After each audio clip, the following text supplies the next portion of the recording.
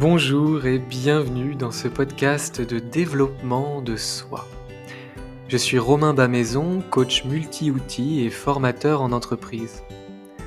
Ma mission est de vous accompagner vers l'harmonie dans vos différentes sphères de vie, en mettant l'introspection au service de l'action, tant dans la sphère personnelle que professionnelle. Avec ces épisodes de podcast et méditation guidée, je vous invite à partir en voyage à l'intérieur de vous, à vous offrir un instant de douceur, de contemplation, de réflexion pour soi, pour explorer vos phénomènes, aller au-delà de vos barrières et révéler vos ressources cachées, oubliées ou sous-estimées. Vous pouvez retrouver mes accompagnements en développement personnel et professionnel sur mon site. Je vous souhaite une très bonne écoute. Salut les amis et bienvenue dans ce nouvel épisode du podcast Dev de soi. Aujourd'hui, on va parler de nuances, la nuance de la pensée, la nuance des paroles. Pourquoi c'est important de mettre de la nuance, pourquoi c'est important de travailler là-dessus, parce qu'en fait, c'est pas forcément quelque chose qui est inné, notamment dans nos sociétés où il y a l'information extrêmement tranchée, où on a appris à communiquer de manière assez violente, assez culpabilisante, avec des mots qui sont souvent aussi peu nuancés, très noirs ou très blancs, pas dans le gris. Ça, c'est vraiment notre cadre de référence de base, notre culture, notre système d'éducation, nos expériences de vie, ce que l'on a entendu depuis que l'on est né, qui a forgé petit à petit un mode de pensée et donc un mode de communication, de prise de parole qui manque souvent ou parfois de nuances. Par exemple, là, si j'avais eu une parole pas nuancée, j'aurais dit qu'il manque toujours de nuances. Ça, c'est pas nuancé. Souvent, parfois, ça l'est un peu plus. Donc, vous voyez, dans cet épisode, on va aussi, en sous-jacent, parler de sémantique et d'un panel de mots qu'on a à notre disposition, justement, pour exprimer une pensée nuancée. Aller communiquer avec l'autre de manière nuancée, ce qui va souvent aussi, possiblement, ouvrir le dialogue et désamorcer des situations qui, à la base, pouvaient porter un germe un peu de conflit, voire de rupture. Il y a des conditions pour que cette nuance elle puisse se mettre en place. Il y a des petits tips que l'on peut avoir. On va en citer quelques-uns aujourd'hui pour justement avoir un mode de communication de plus en plus nuancé.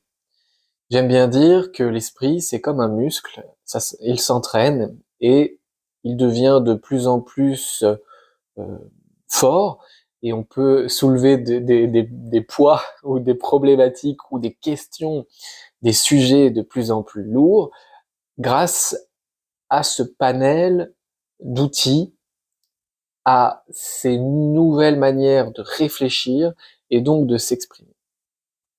Pourquoi c'est important de parler de nuances aujourd'hui? Je pense que vous n'êtes pas sans savoir et sans être impacté par toutes sortes de propos que l'on voit dans les informations à la télévision, dans les réseaux sociaux, dans les formats réels qui sont extrêmement courts. Aujourd'hui, la manière dont on est informé, que ça soit par les médias, par les entrepreneurs dont je fais partie, c'est une manière où il faut faire du buzz. Il faut impacter rapidement, il faut créer de l'émotion rapidement, c'est comme ça qu'on capte. Et d'ailleurs, quand on suit certaines formations de marketing, beaucoup vont promouvoir ce côté un peu accrocheur, clash.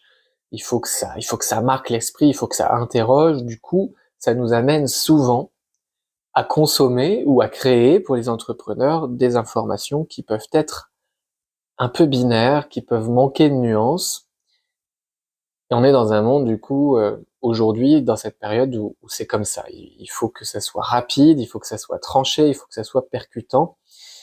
Et il y a peu de place ou moins de place pour la pensée nuancée, qui est plus longue, qui prend plus de temps et qui demande de la réflexion, de la remise en question et qui met plus en avant la question que la réponse.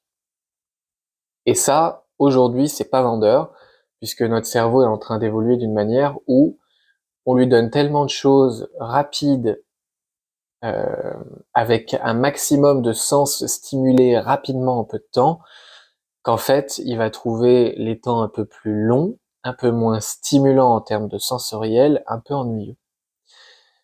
Du coup, c'est important de parler de cette nuance et de comment justement on peut quand même la cultiver pour aussi développer un esprit critique, une prise de hauteur et une intelligence empathique, sociale, émotionnelle, parce qu'en fait, on va aller convoquer plusieurs réalités dans une.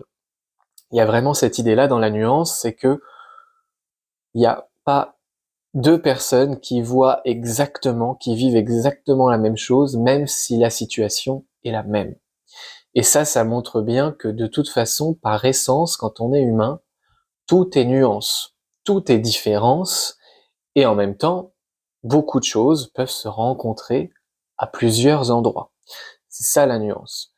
Et quand on va vivre une même situation avec une personne, avec des mêmes paroles, l'idée, si l'on adopte un mode de pensée et de parole nuancé, l'idée, ça va être justement d'aller explorer les deux réalités si on est deux personnes dans la situation, et non pas seulement une seule réalité qui aurait une valeur supérieure à l'autre. Ça, je pense que ça vous parle, je le dis avec mes mots, mais je pense que dans les relations interpersonnelles, interindividuelles, on est vraiment là-dedans.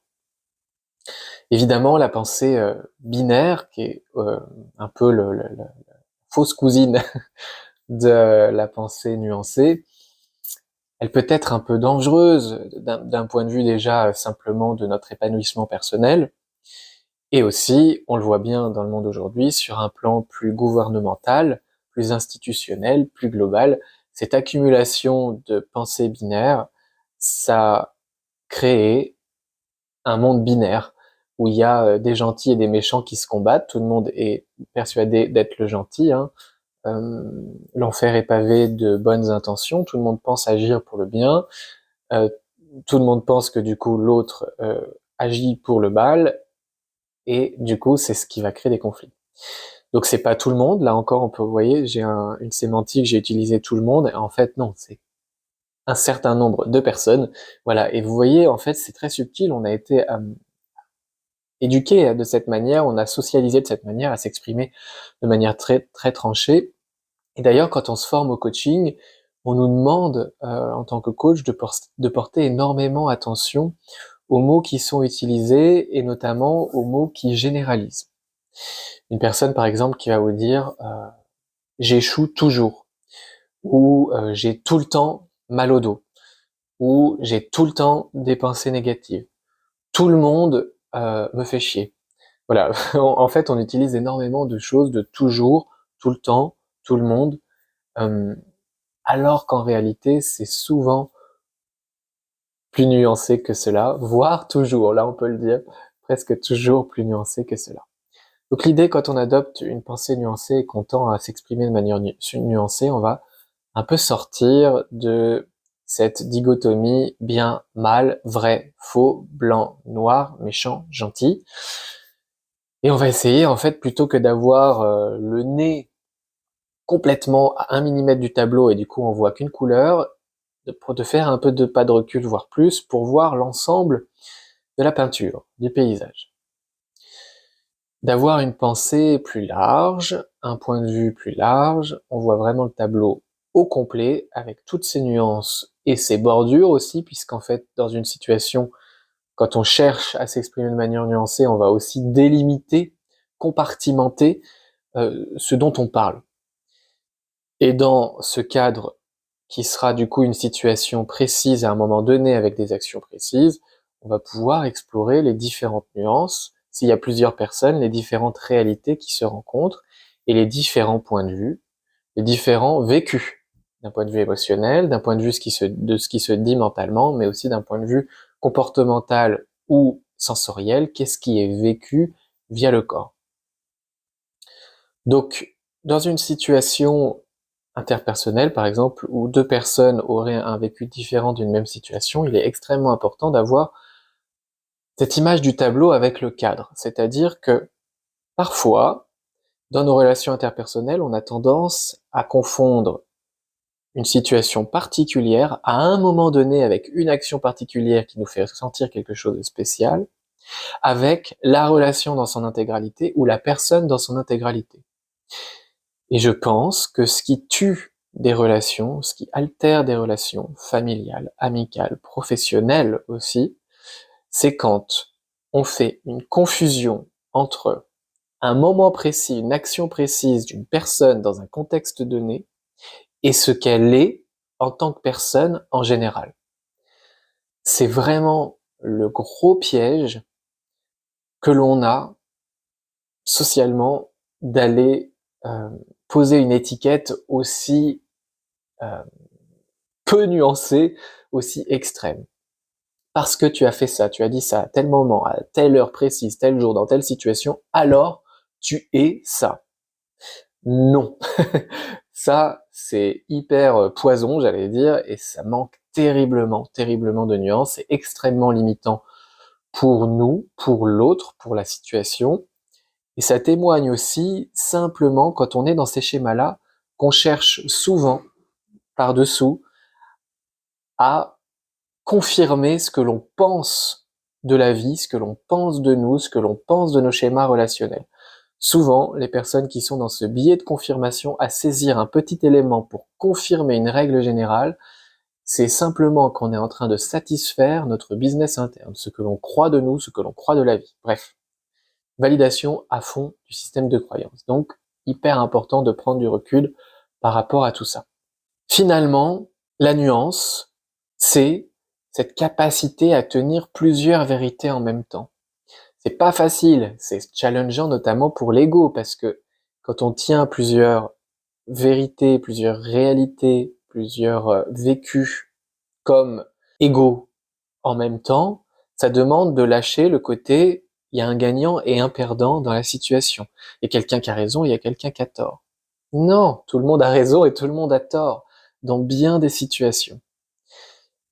Et du coup, quand on a ce mode de pensée-là, on va aller reconnaître la complexité, la diversité du réel. Ça ne veut pas dire qu'on va surconceptualiser, ça ne veut pas dire qu'on va être dans un ego intellectuel ou rendre les choses avec énormément de couches voilà, conceptuelles. Ça veut simplement dire qu'on reconnaît que par essence, dans la vie, dans toute chose, c'est composé de quelque chose de plus petit et de plus grand, qu'il y a toujours plusieurs choses qui s'emboîtent et qui permettent la vie. Notre corps, c'est ça, la nature, c'est ça, c'est qu'un ensemble d'éléments hyper complexes dont on n'a pas encore la connaissance ultime et on comprend pas encore tout dans le processus du vivant.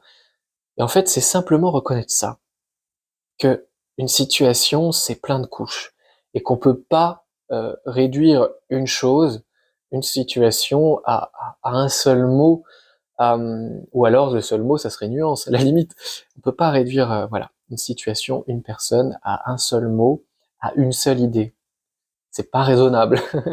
C'est pas voilà, c'est pas nuancé tout simplement et ça manque d'équilibre euh, dans la pensée, et si c'est exprimé, du coup, ça manque d'équilibre dans la parole, et c'est ce qui peut créer également des conflits.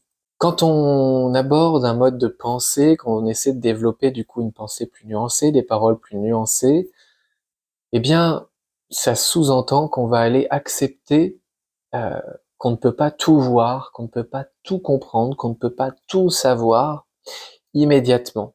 Quand on veut évoluer vers ce mode nuancé, ça sous-entend qu'on doit accepter que on n'a pas le champ de vision complet, que la vision que l'on en a de la vie et d'une situation est conditionnée par notre cadre de référence, notre culture, notre éducation, nos expériences de vie, notre système de valeurs, nos blessures, nos espoirs, nos réussites, notre ego, donc c'est-à-dire aussi le personnage qui s'est construit en nous pour nous permettre d'avancer, nous permettre aussi de nous protéger, de jouer avec les règles de la vie. qui peut d'ailleurs évoluer, ce personnage, et qui évolue au fur et à mesure de notre vie. On n'a pas le même ego, on n'a pas le même personnage auquel on s'accroche quand on est ado, que quand on a 30 ans, 40 ans, 60 ans.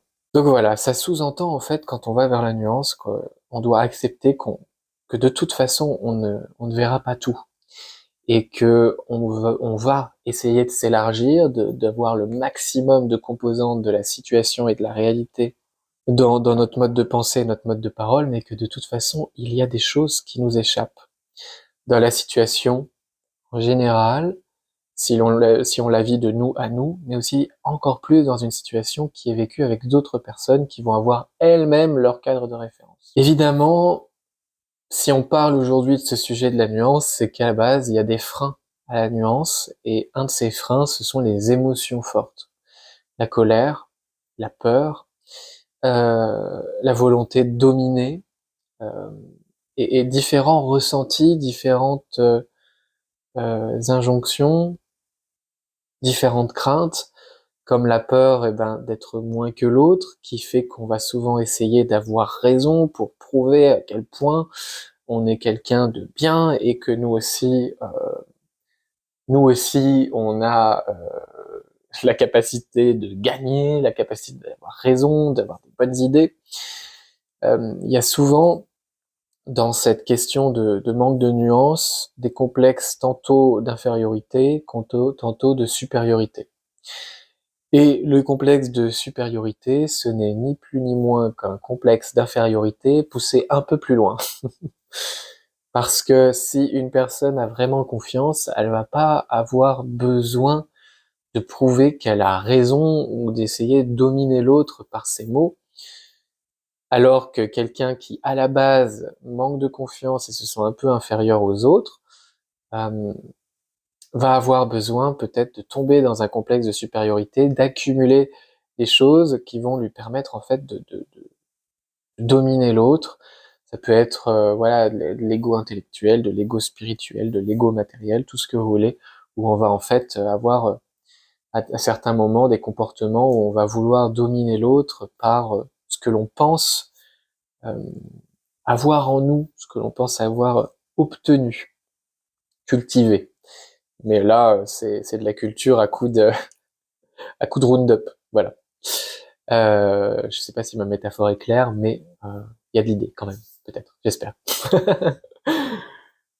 Aussi, les freins évidemment à la nuance, hein, ce sont les réseaux sociaux. Donc ça, j'en ai parlé au début.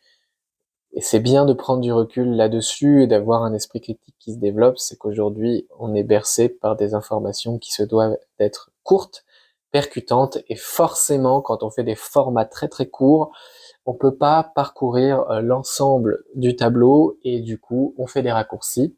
Il y a des simplifications qui sont excessives et qui forcément vont amener à des messages qui peuvent être binaires, qui manquent de nuances. Un autre frein à la nuance, et j'en ai déjà parlé, c'est l'ego. La difficulté notamment à reconnaître quand on se trompe ou vouloir avoir raison. C'est la même chose. Ça tue la relation dans l'œuf, ça tue la conversation dans l'œuf. Il n'y a pas quelqu'un qui a raison, qui a tort.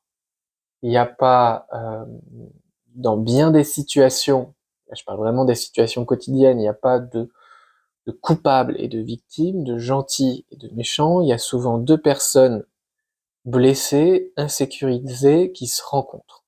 Donc là, je parle plutôt des situations difficiles, parce que ce manque de nuances, eh bien, il est souvent révélé dans des conflits ou dans des peurs de l'autre, dans des situations sociales qui sont challengeantes pour l'une des personnes ou pour l'ensemble des personnes qui participent à cette situation.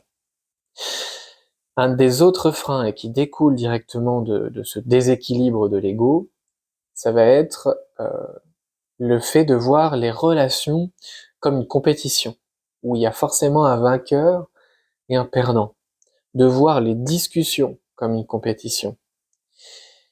On est bercé, hein, en tout cas dans nos sociétés ici occidentales, par la compétition. On est noté à l'école, on est classé depuis notre plus tendre enfance. Souvent, en tout cas moi ça a été mon cas, on est comparé à nos cousins, cousines, frères et sœurs. Il y a énormément de culpabilisation par l'autre, avec le support de l'autre. Du coup, on est souvent dans des relations, inconsciemment, hein, de compétition. Et souvent, on va avoir des discussions qui ne sont pas vraiment fertiles à 100%, ou en tout cas au maximum de la capacité de fertilité d'une discussion, parce que en sous-jacent, en nous, il y a cette idée que, dans l'idée que l'on va discuter, il y aura un gagnant et un perdant, quelqu'un qui aura raison, quelqu'un qui aura tort. Il y a les personnes qui vont se battre pour leurs idées, essayer de prouver que c'est leur point de vue qui est le bon. C'est souvent des personnes qui seraient d'accord au fur et à mesure de la discussion pour aller vers plus de nuances, parce que la pensée et le point de vue, il évolue pendant la discussion avec l'autre, et c'est hyper sain.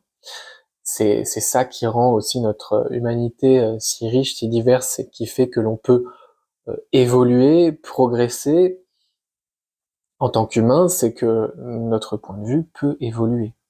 Hein, on dit communément qu'il y a les cons, il y a que les cons qui changent pas d'avis, mais c'est un peu ça l'idée. Et il y a aussi des personnes, à contrario, dans une autre forme de déséquilibre, qui vont toujours être d'accord avec les autres, parce qu'elles ont tellement peur d'affirmer leur point de vue, de faire preuve d'assertivité, de s'exprimer tranquillement pour elles en tant qu'elles, et de partager leur point de vue, sans forcément de mettre de pression sur l'autre. C'est vraiment ça l'assertivité. Voilà, je te parle en tant que moi, ce que moi je perçois. Et elles veulent tellement du coup être acceptées dans un groupe social et remplir leurs besoins d'appartenance que voilà, elles vont aller suivre euh, l'avis des uns et des autres, même s'ils s'opposent. L'idée en face de cet esprit de compétition où on cherche à battre l'autre, ou alors où on cherche à être admis dans un clan, ça va être plutôt de voir les autres comme des camarades, comme des partenaires de jeu. L'idée, c'est de faire équipe. Et dans la relation amoureuse, c'est souvent exacerbé.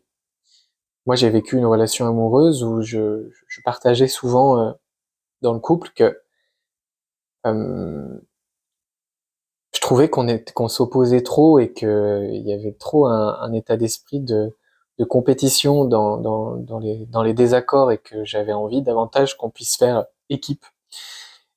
Et j'observe beaucoup de relations amoureuses, de couples, où il y a ça, où les autres, les deux personnes qui sont en couple ne font pas toujours équipe. Et soit l'un, soit les deux personnes sont dans un état d'esprit de compétition relationnelle, où il y a un gagnant et un perdant par rapport à une idée à défendre, à un principe à défendre.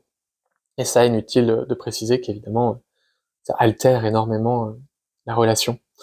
Euh, et c'est exacerbé, je pense, dans le couple. Dans l'amitié aussi, dans les liens d'amitié très proches. Euh, être dans un état d'esprit de compétition relationnelle plutôt que de faire équipe, euh, bah voilà, évidemment, ça limite énormément l'épanouissement relationnel. Maintenant, comment on fait pour cultiver une pensée nuancée? Il y a un principe fondamental, et je pense que je ferai un épisode là-dessus, je le dis depuis un petit moment, c'est l'écoute active. L'écoute active, on en parle beaucoup. Qu'est-ce que c'est? L'écoute active, c'est 5 grandes composantes. En tout cas, c'est ma définition de l'écoute active. Il va y avoir l'empathie. Donc l'empathie, première composante, c'est la volonté de se mettre à la place de l'autre pour tenter de comprendre, pour percevoir, essayer de percevoir d'où est-ce que l'autre regarde le monde, la situation dans l'instant.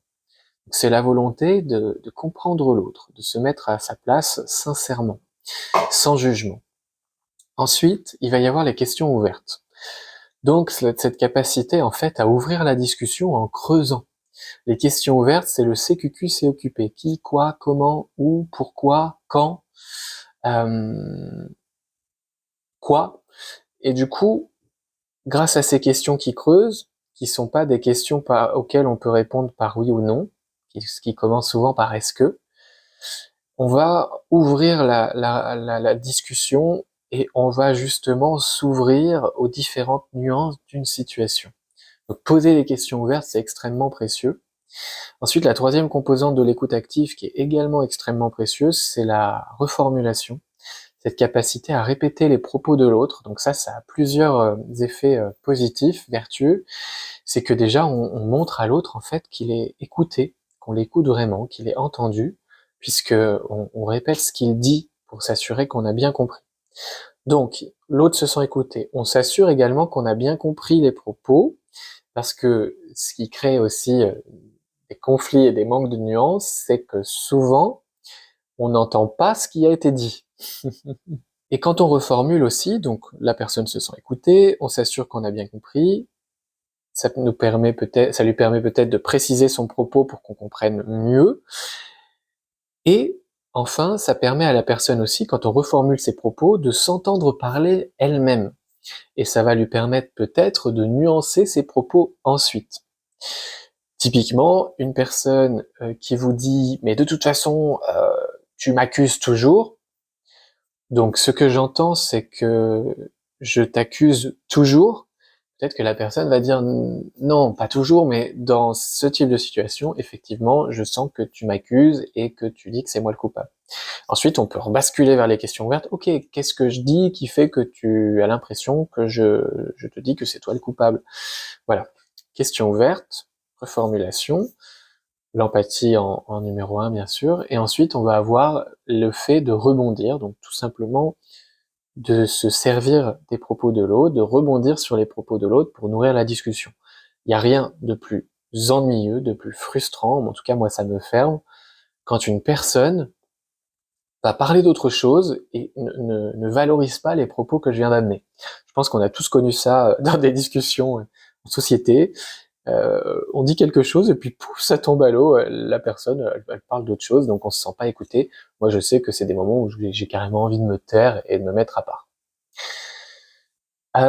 Et enfin, la cinquième composante, c'est le silence, donc cette capacité tout simplement à poser des moments de silence. Pour prendre le temps de réfléchir à ce qui a été dit, et prendre le temps de réfléchir à ce que l'on va dire. Parce que souvent, ce qui altère notre écoute de l'autre, et ce qui peut faire d'ailleurs du coup que on n'entend pas ce qui a été dit, et qu'on a entendu autre chose, c'est que on réfléchit à ce que l'on va dire ou à ce que l'on veut dire pendant que la personne parle. Et du coup, on n'écoute pas à 100% évidemment. Un autre outil très précieux pour cultiver une pensée et une parole nuancée, ça va être de s'initier à la communication non violente, qui a été fondée par Marshall Rosenberg. Et cette communication non violente, grosso modo, elle est composée de 4 étapes. Le fait d'observer les faits, de communiquer de manière factuelle, un peu comme un enquêteur de police qui ferait un rapport, ce qui s'est passé, combien de fois, à quel moment, dans quelle situation et avec qui. À partir du moment où on a exprimé du coup ce cadre, on en parlait au tout début de ce podcast, le cadre qui définit le tableau, on place la situation, déjà on sécurise. On va s'exprimer sur quelque chose qui est extrêmement précis à un moment donné, et on a peu de chances du coup de confondre une réalité avec la personne dans son intégralité. On situe, observez. Ensuite, on décrit son sentiment. Dans cette situation précise, je me suis senti comme ça. Et ensuite, on va décrire son besoin. Pourquoi je me suis senti comme ça? Parce que j'avais besoin de ceci ou de cela. Je le rappelle, je le dis régulièrement dans les épisodes de podcast, émotion agréable, besoin comblé. Émotion désagréable, besoin qui n'est pas comblé, qui cherche à être comblé. Observation, sentiment, besoin et demande. Du coup, on demande quelque chose, on va faire une proposition et on va ouvrir avec une question pour justement cheminer vers le besoin ou bien l'entretenir. Donc finalement, on va, dans la communication non violente, jouer le jeu du jeu, s'exprimer en tant que soi. Et c'est le pont vers un autre point de comment cultiver une pensée nuancée, c'est aussi développer notre assertivité, notre capacité à nous exprimer pour nous, en tant que nous, sans mettre de pression sur l'autre par rapport à la réaction qu'il pourrait avoir ou ne pas avoir de nos propos. Dans la communication non violente, on évite le tu qui tue, on joue le jeu du jeu. Et c'est extrêmement lié à l'assertivité, donc simplement développer cette capacité à vous dire que vous avez le droit d'exprimer ce que vous pensez, sans chercher à ce que l'autre adhère, sans avoir forcément peur que l'autre rejette, simplement, vous exprimez ce que vous pensez, ce que vous vivez en tant que vous, en utilisant le jeu, et ensuite vous laissez l'autre libre de faire ce qu'il veut de vos propos. Donc ça se développe, ça vient aussi faire appel à différentes parts de nous, évidemment, ça vient développer aussi la confiance, le lâcher prise, etc. Mais cette notion d'assertivité, s'exprimer en tant que soi, évidemment, ça va permettre aussi de favoriser la nuance. Voilà, de pas chercher à être validé ou de pas éviter de dire des choses parce qu'on aurait peur de la réaction de l'autre. Ce qui peut être aussi évidemment extrêmement aidant pour développer un point de vue nuancé, c'est de lire, d'écouter des points de vue qui sont opposés aux nôtres avec curiosité. Donc là, évidemment, ça suggère que on développe notre capacité de gestion émotionnelle puisqu'il y a des situations, c'est très humain, qui vont venir nous chercher et du coup, si on rentre dans une émotion forte, comme on en parlait au début, on va être un peu moins ouvert aux propos de l'autre et à son point de vue, à sa pensée, peut-être opposée à la nôtre. Donc voilà, essayez aussi d'être en métacognition et de se voir faire, de se voir dire, de se voir ressentir dans la situation. Et quand il y a une émotion très forte qui vient, ok, la prendre dans les bras, à bras le corps, mais ça veut pas dire force, l'entourer et puis se dire, ok, là, pourquoi je suis aussi stimulé? Qu'est-ce que l'autre a dit ou qu'est-ce qui se passe dans la situation pour que ça me mette en réaction comme ça?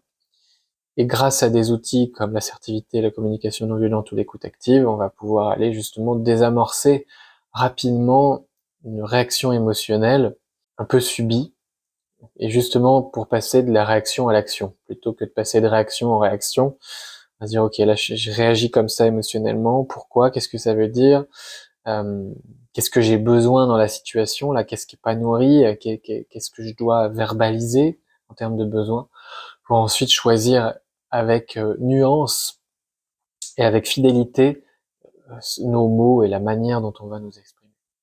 Donc on peut utiliser finalement des phrases comme et en même temps, vous voyez, dans une situation, dire et en même temps, nanani nanana, et aussi, ou et en plus de ça, ou parallèlement à ça, je pense qu'il y a ça, je pense ça. Je comprends, j'entends ton point de vue, et voici le mien. Je crois aussi qu'on pourrait dire que, ou moi je pense aussi que. Donc en fait, quand on est dans le monde de la nuance, on passe du paradigme du ou au paradigme du et. C'est pas ça ou ça, c'est ça et ça, conjointement, en même temps, dans la réalité. Voilà les amis, j'espère que c'était clair, que c'était nuancé, ce podcast sur le fait de développer une pensée et des paroles nuancées. Voilà, je serais très curieux d'avoir vos réactions en commentaire de podcast, ouais, vos partages, comment vous vivez cette nuance au quotidien, comment vous la cultivez peut-être, comment vous avez vécu un manque de nuance aussi.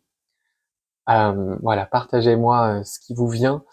Ce qu'on a vu du coup, c'est que la nuance, c'est une pratique quotidienne, c'est presque une philosophie de vie, c'est un entraînement de l'esprit et un entraînement de la parole. On a différents outils qui peuvent nous le permettre, et du coup, ça peut être, pour les esprits les plus conceptuels, ça peut être très divers, complexe, on peut aller l'explorer de manière extrêmement variée. Il y a énormément de travaux scientifiques, philosophiques qui sont faits là-dessus, sur ces questions ou des questions connexes, notamment la narration euh, subjective, comment l'histoire que l'on se raconte en nous vient conditionner notre vécu, notre réalité, nos expériences, notre posture. Notamment en management, on a pas mal de travaux là-dessus. Mais ça peut aussi être quelque chose de tout simple et avec des tips comme remplacer le ou par et, le mais par et simplement se dire ok, je vais essayer de comprendre tous les points de vue dans une situation de comprendre toutes les réalités qui se rencontrent. Voilà, tout simplement. Je vais vous enregistrer une méditation à la suite de cet épisode. J'avais perdu un peu le rythme. Avant, je faisais souvent un sujet et une méditation en lien. Ces derniers temps, j'ai fait plus de sujets, moins de méditation, donc je vais reprendre là-dessus. Vous aurez dans 2 semaines une méditation guidée du coup pour aller eh bien vivre cette nuance et l'activer, je dirais. Voilà, bah écoutez, je vous souhaite tout de bon, plein de nuances dans votre pensée, vos paroles et vos actes.